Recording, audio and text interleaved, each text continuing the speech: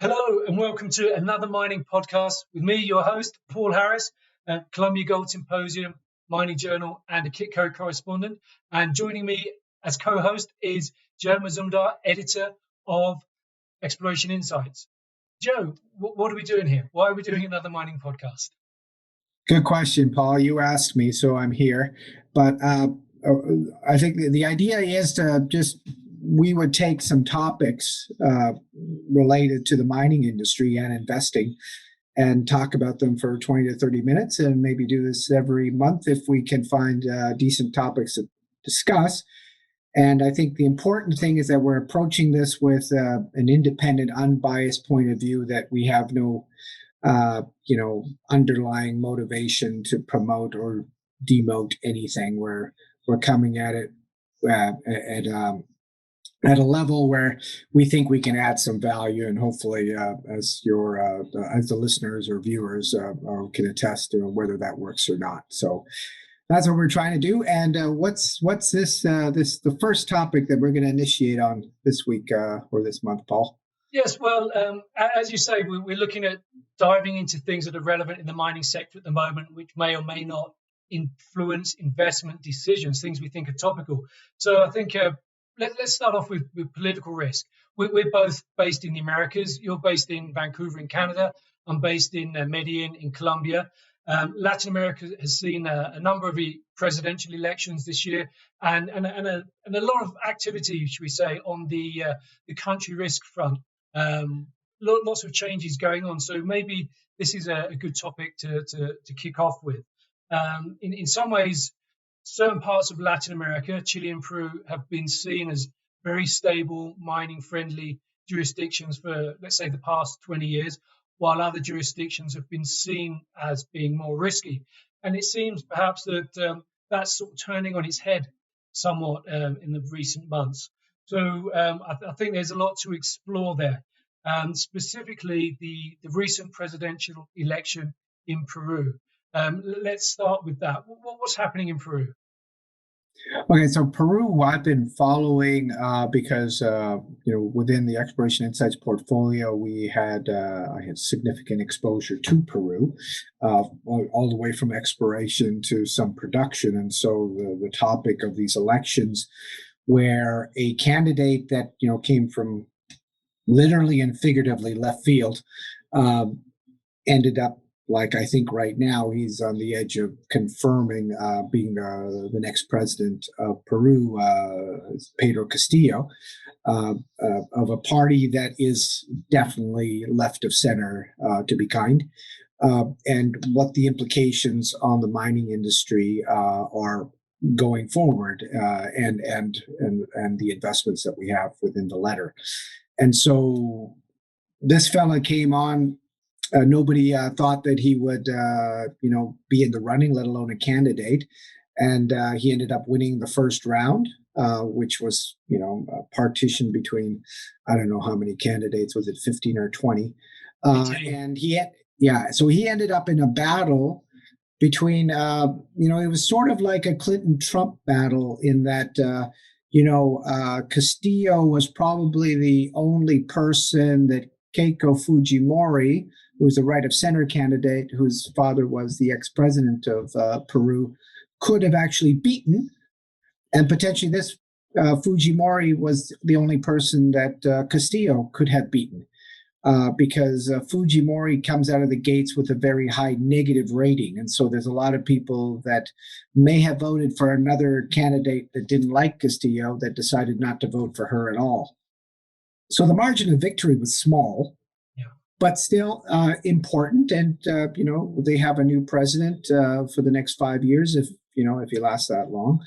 But it has implications on the mining industry. And that's probably the most important thing. Yeah, the margin of victory was about 44,000 votes. It was a very polarized election with a clear left candidate against a clear right candidate. And it really talks about points at the fragmentation of the political situation in Peru. As you mentioned, 18 parties in the first round. It really was a divisive election, and it looks like Castillo is going to win it.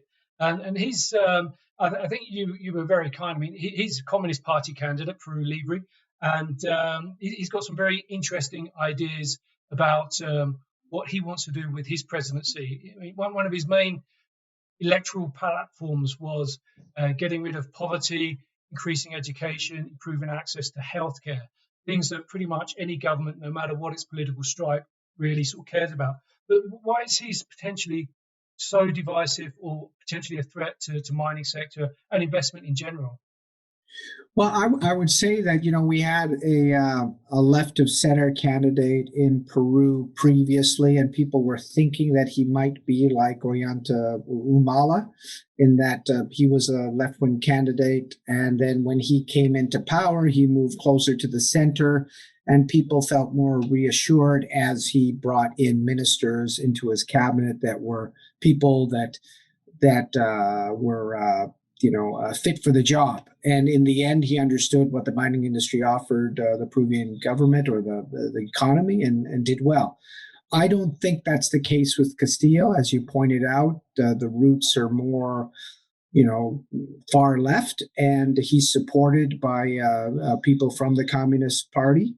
And also, we don't know the ministers he's going to be putting in the important positions, and whether they have much experience running, an economy at this scale. And Peru has been doing well over the last probably 5 to 7 years in terms of GDP growth, mostly driven by the mining industry.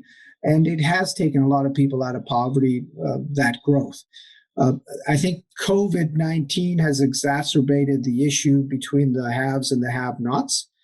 And that's probably pushed people to elect somebody of this of this far left, because they probably just want a significant change in the government and more money to come to the poorer regions outside of Lima. So it's basically the Lima society versus most of the rest of Peru, potentially more so the Andean regions.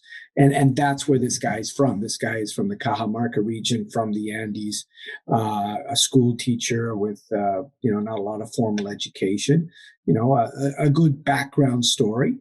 But then how does that translate into running a government? And then how does his idea of initially suggesting they nationalize mining, to talking definitely about increasing royalties and taxes, which is not, very distinct from what Chile's doing right now. It's interesting. He's from Cajamarca, and Cajamarca is a very mining strong province. There's a lot of mines there. And as you say, he wants to increase the government take from mining. So Moody's has downgraded Peru, so cost of capital is going to get more expensive. Will this result in a freeze on investment in mining and exploration in Peru, or is it too early to tell until he's really taken office and laid out his ministers and his policies? So, like you said, he was from the province of Cajamarca. Cajamarca has, big mines like Yanacocha. But, during my time with Newmont, I would say we had more blockades and more issues in Cajamarca than we ever had with Coricoyo in Bolivia.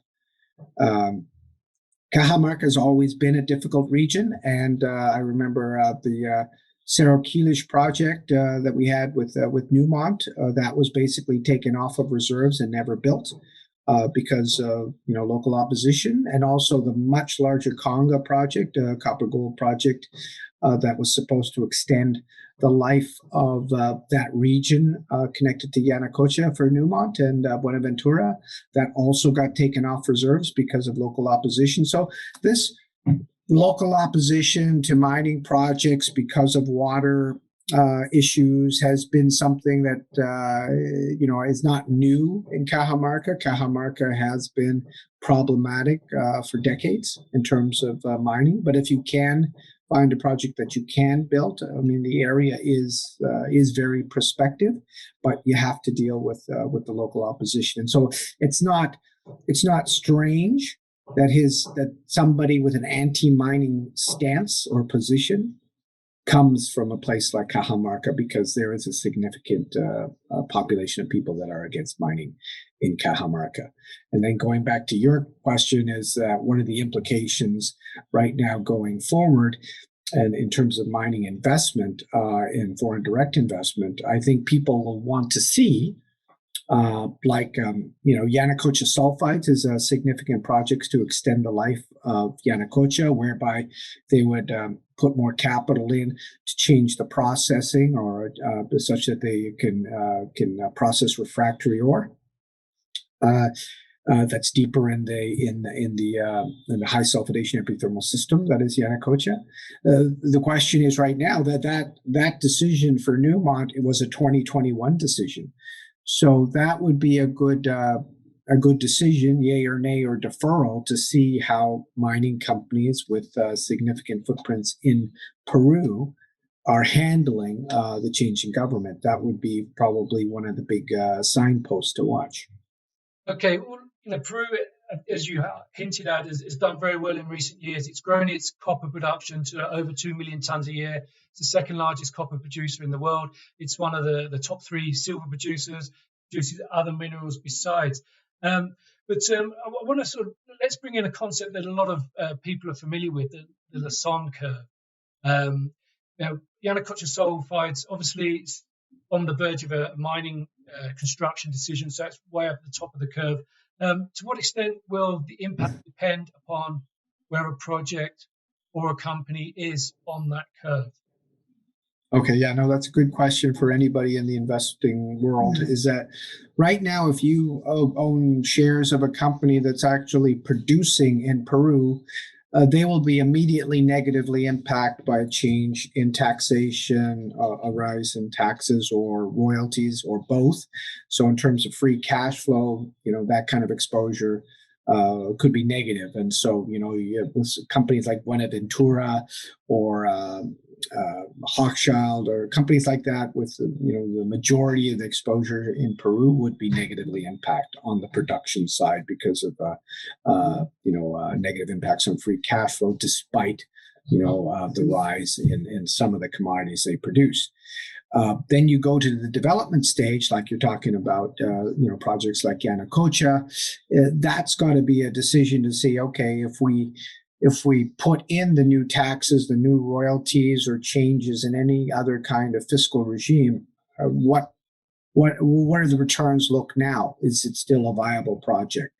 That's got to be the questions. But right now, we're just getting Castillo into government, confirming, and then he's got to talk about policy. What are these? How does the rhetoric translate into actual policy? That is going to determine those investment decisions going forward. And there'll always be a market within Peru to invest in mining. But, from what I understand, a lot of people have been shipping their money out of Peru, knowing this guy's going to come in. So I'm not sure about the internal investment because, Peru, as you know, has a rich mining history. And a lot of these companies I'm talking about, like the Hochschilds and the Buenaventuras and that's mining families in Peru, from Peru. So they know how to mine. They've been doing it for a while. But are they going to be investing in their projects in Peru or looking to diversify outside of Peru? That's going to be another signpost to watch. And then from the, let's say, advanced exploration stage is that, single asset companies with no cash flow, how do you get financed to continue advancing this project? Because the sentiment on Peru is definitely not positive. So how do you get that extra $10 to $20 million to keep drilling? That's really the problem in the near term.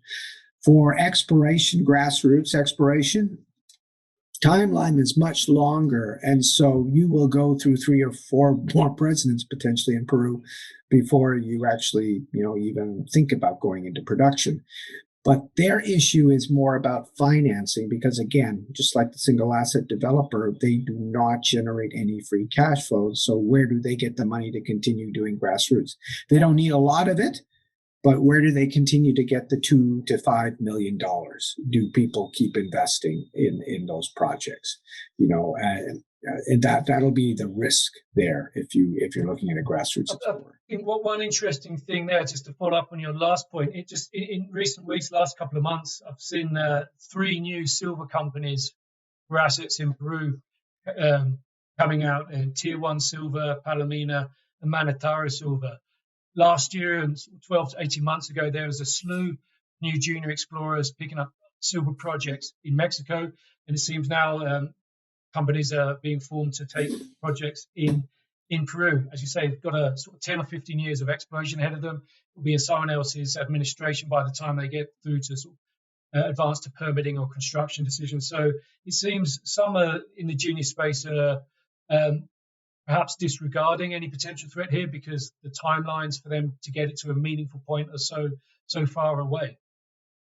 Well, also, it does present opportunities. So if people are pulling out of Peru and more ground opens up and you have more long-term investors, or you're a private company, it might work in your favor to pick up ground right now, because, the prospectivity of Peru is, that doesn't change. Geology doesn't change if you change the president.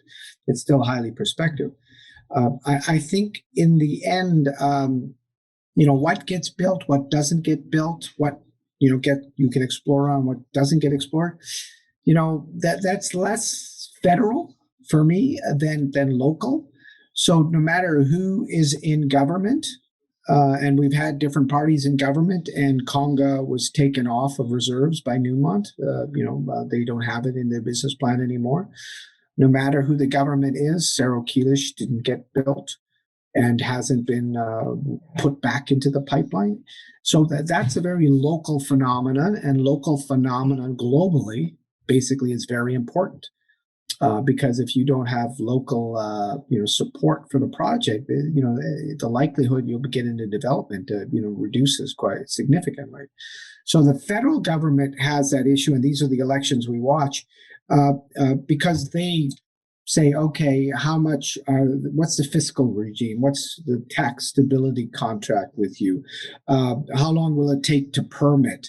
Can I get money out of the country? All these sort of issues are from higher levels of government than municipalities and the local opposition to a potential project. So they can impact investments, but they probably don't have a yay or nay opinion on whether your project gets permitted to development. That has more influence, I believe, locally, and that would continue to do no matter who you have as president. And that's the case in most mining jurisdictions. And I guess one of the key issues at the moment is the uncertainty. We still don't know if Castillo is going to be president. It's perhaps 90% certain he is, but it hasn't yet been confirmed. And he's far from having a majority in Congress, so it will be difficult for him to advance a very aggressive legislative agenda. And so whilst he's called for tax stability agreements to be renegotiated and perhaps state participation or extreme taxation, I think it's likely that a lot of those measures will be watered down. He's going to have to sort of broker compromise to be able to advance a legislative agenda. And I think we can perhaps see a parallel there with what's happening to the south in Chile. Chile's in the process of, there's a bill advancing through Congress in Chile, which proposes quite a dramatic increase in mining taxes. But that's likely to be sort of watered down and reduced for it to be able to get to the point of approval. How do you see that happening in Chile? And do you think that will be a sort of perhaps a reference for what's going to happen in Peru? Yeah, potentially. The thing is that a lot of Latin American countries, and being in Colombia, have been significantly negatively impacted by the COVID-19 pandemic. And so their financial situation right now, the balance sheets of a lot of countries are not looking good. And the ones that have, and this is our focus right now, is the mining, the ones that have a significant component of their GDP driven by mining are looking at the mining industry and seeing commodity prices where they are, and potentially the free cash flow is being generated, and saying, hey, how do we get more over here? And so that has looked to, okay, let's get more revenue, tax revenue, royalty revenue from the copper mining industry in Chile, from precious metals and copper mining industry in Peru. The question really is, in the end, it's the allocation of those taxes and royalties, because the taxes and royalties that mining companies they pay to the federal government, some provincially. But then the thing is that how those governments reallocate those funds locally is another issue. But it's not the mining companies; they have no say on that. So even though the local might look at the mining company and see, oh, hey, I'm looking at your balance sheet. You made a lot of money. You generate all free cash flow. Look at how we're living. Why don't we have better schools and blah blah blah blah blah. And sometimes they do, because the companies spend that money over and above what they pay in taxes and royalties. But the problem is that the government's not reallocating this money. And one of the big issues, not so much in Chile, but definitely in Peru, has been corruption. And so you might pay all you want, but then 15 to 20% of that's going in other people's hands and not coming back locally. And so that the ability to allocate capital that's coming in, the revenue that's coming in better, more efficiently to the locals is an important part. And if they can negotiate something between his party and the Congress to do that better, I think that would be a positive all the way around. And that wouldn't even involve changing the taxes or the royalty scheme. It would just mean more efficient reallocation of funds.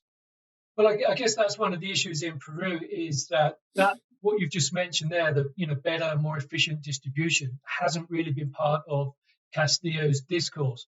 He sees that the rural communities haven't received anything, therefore it must be that because miners aren't doing enough. And that's because he doesn't understand how the system works or doesn't work. Like when locals, because there's a certain amount of money that's allocated to local communities, but the thing is that they have to ask for it. So they have to sort of fill out, sort of a pseudo authority for expenditure, and then get a budget and say, okay, I want to build a school. Okay, it's going to cost this much. I need this much construction. I need this. This is the labor cost. Those local communities have no clue as to how to actually fill out those forms or get quotes or understand what they need. And so what I've seen is a lot of mining companies help them fill out those forms to get the money that they're due, that is their money, because the central government, ridiculously enough, is worried about corruption locally when the corruption's happening, at a higher level. So they don't want to just give them a blank check or the money that they should get allocated. They want to see, specific funds going to specific projects. But those guys that locally are not administratively set up to actually ask for that money.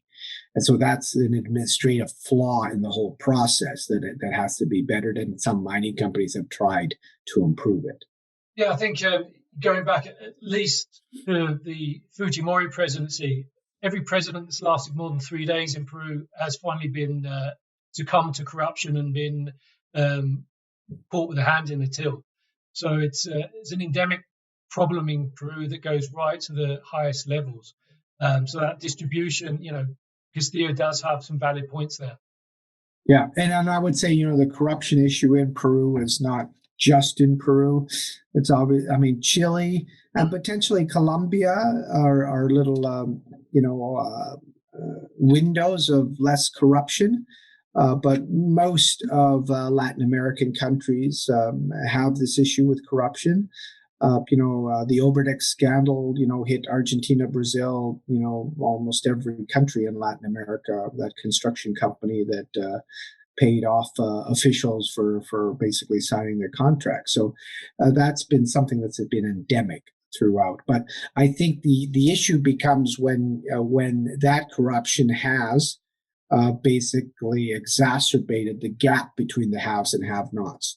So that's been one issue that's exacerbated that gap. And the other one has been, over the last 18 months or so, the COVID-19 pandemic. Okay, I want to sort of follow up on one of the points you made, as success of a project ultimately depends upon the region you're in, the locality you're in, the relations you have with the communities and the leaders there, and the issues that they see. Water can be a big issue, is often a big issue. We see that in Chile, we see that in the United States, in Canada, pretty much everywhere. Water can be the number one issue for communities. Just to the north of Peru, in Ecuador, that country also had a presidential election this year, and very similar in some ways to Peru's election. You had a right-wing candidate against a left-wing candidate, but in this instance, the right-wing candidate, Guillermo Lasso, won, very pro-business, very pro-mining.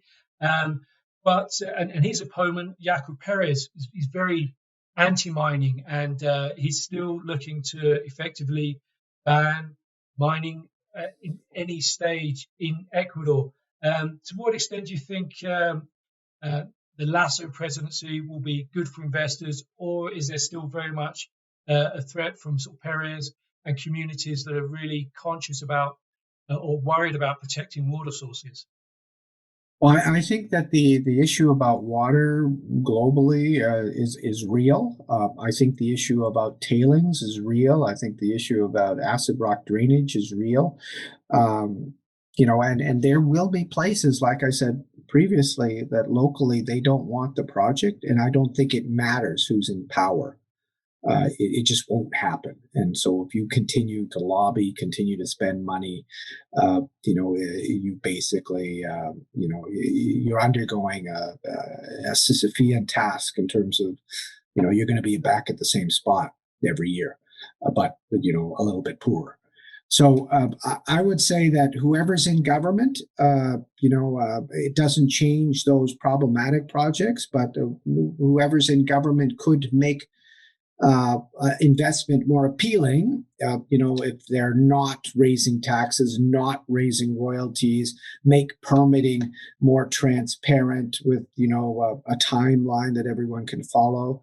That makes it easier for explorers, developers, producers to contemplate investing in that country.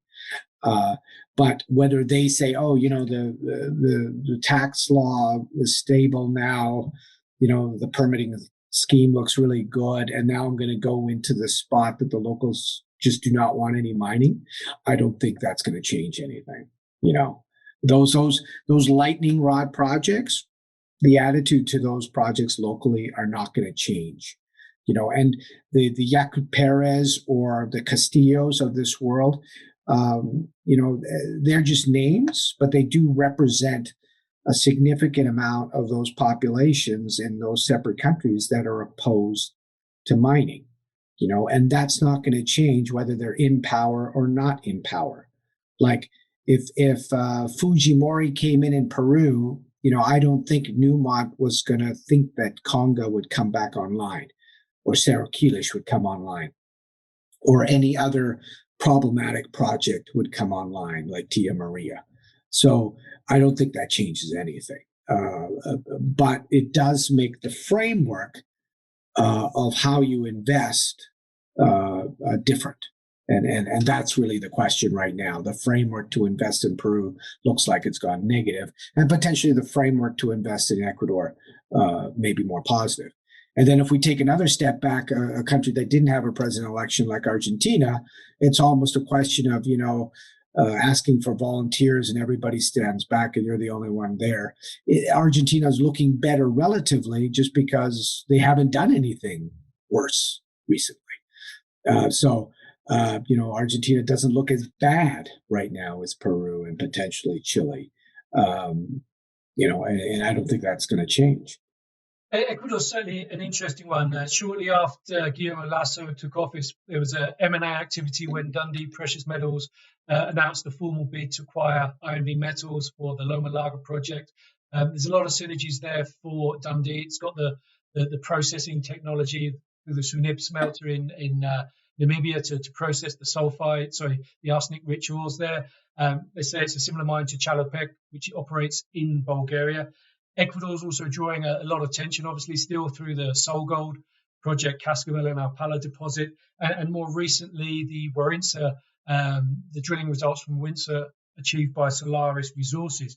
It sounds like your message there is it really depends on where you are in the country, what your regional reality is as to whether the project can really go forward or not. Yeah, and I would say, like, when I was in Ecuador back in the late 90s to 2000, uh, Peru, I mean, sorry, Ecuador has always been prospective. There has been no question about its prospectivity. The issue has always been it's Ecuador. Permitting and doing some things there are just not easy, and water is a big, huge issue there. And it does have a big environmental, anti-mining population. So that's something that you have to deal with, and I don't think it goes away if you elect a more right of center candidate. You make the structural framework of investing in the country better, but you might not change the realities locally. It's quite something, perhaps, when Argentina seems to have an aspect of sanity about it over and above some of its regional neighbours. But following on your comments about your view of communities and relationship, a lot of the projects in Argentina, the Andean Cordillera, the Pampa in Argentina, very low populations, so they don't necessarily have the same sort of community issues as in other countries. Um, Obviously, that depends on which provinces you're in, because the minerals are owned by the provinces. They have full autonomy, and if the provincial capital doesn't want mining, such as in Mendoza, you're out of luck. But there are provinces where they're very pro-mining, such as San Juan, for example. So, very interesting turn of affairs there. Yeah, I mean, I would say, like, look, I spent about 8 years in Argentina and around South America, and I would say, like, the provinces like San Juan, Santa Cruz, Salta, Jujuy, are very pro mining. But the problem is that when you start getting closer to the border with Chile, then infrastructure becomes an issue, and sometimes it's better to go on the Chileno side. But to get trans international agreements and that between Chile and Argentina is not the easiest thing to do on someone's bucket list. But to build a mine in Santa Cruz is not such a hassle, or in Salta. But Chubut, another province like Mendoza, that basically anti-mining, even though like a project like Navidad, there's very low density of people there, but the entire non-mining group there is so vociferous and so vocal, let's say, that project had a window where the government supported it, which is closed, and now we might have to wait a while before the window opens again. I mean, definitely that province could use the money, and they could even work out a plan to process the material in Santa Cruz rather than Chubut, and use the cyanide over there if they continue to have a ban on cyanide. So there's ways around it, but the problem is that some of these groups are may not even look at your science based on, hey, we're not going to have a big impact on the water, or hey, cyanide is inert, or hey, we can dispense of this waste, or we can do all these risk mitigating schemes, and we'll spend more money to help it. We'll line our tailings, whatever. These guys won't listen to anything, and they just don't want the project. There's just some of these groups, there's just no talking to, and that might be the issue at Navidad. It might be different for Escobar in Guatemala with a new government. Can they, because they want the jobs, they want, people to stay in the country, they want an improvement in the economy. They can point to when Escobar was running, to its impact on the economy. Does that project go forward? Can they turn the tide there? So each project is different. It's nuanced. But some project, I mean, it takes patience with some of these projects to get them on, but some of these, you just got to wonder if it's worth it. Definitely in Mendoza, I mean, I would not go in there thinking that I could develop a project there. Okay, let's sort of bring the conversation to a close. And I suppose one of the outcomes of all the changing political country risk scenario in Latin America, and perhaps COVID has a lot to do with this as well in terms of the travel restriction. The M&A that we have seen a lot of that has been in North America, Canadian provinces, Nevada, jurisdictions where operators are more sure of the rules, the taxation regimes, the permitting climate. They know what they're dealing with. Yeah. So, going on about, increased taxes, Nevada had an increase in taxes. I mean, it was an increase to fund education, not unlike what Castillo was talking about in Peru. But, the impact was actually agreed on by all parties.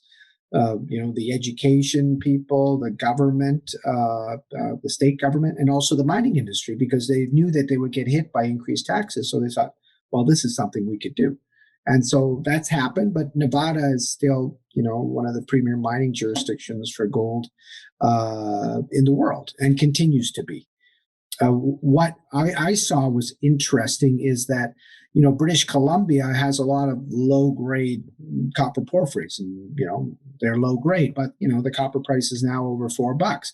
And the gold price is, it's come down, but it's still 1700 plus. Whereas most major gold companies are using $1,250 or $1,200 for reserves. So there's still quite a bit of a gap for them. So they're looking at BC more. They're looking at Ontario more, Quebec, a lot more things in Canada. And people, would say, oh, it's tough to permit in BC. But I went through, covering when I was a brokerage analyst, Pretium, and that was very quickly permitted. The important thing is that they had the local First Nations group on side. And that is so important in Canada. It's important globally, but in Canada, it's very important that you have the First Nations groups that your project would directly impact on your side. And that helps with the permitting. That helps keep the NGOs back that might be against all mining projects, and decide, where do I allocate some of my capital to stop a permitting project? If the local First Nations groups are in favor of the project, that's a waste of money for the NGO. They don't want to be seen to be on the other side of the First Nations groups. And so what we see is somebody like Rio Tinto, who have probably the highest global copper budget for exploration globally, spending money, allocating some capital into a low grade, infrastructurally challenged copper project in the Yukon called Casino, when they made a private placement into Western Copper Gold. And then, their issue is not trying to improve the grade or increase the tonnage. Their issue is, okay, does the metallurgy make sense? What's the tailings look like? Have you got all the stakeholders on side? Those sort of questions, as opposed to, geology questions in terms of, is there a high grade over here? Is there more regional exploration we could do? It's more about, here's what you got. We get it. Can we make it any better metallurgically? Can we make the process better, and are the locals on side? That's really the questions people are asking. And so BC right now is enjoying a bit of a renaissance because of the higher copper price, but also looking around globally to see what's happening and where can you go. Excellent. Thank you, Joe. I'm afraid that's all we have time for today. So I'd like to thank everybody for tuning in. And I'd like to thank Joe for helping me co-host another mining podcast. Join us for the next one as and when we decide on a suitable topic to talk about. Thanks, Joe. Thanks a lot, Paul.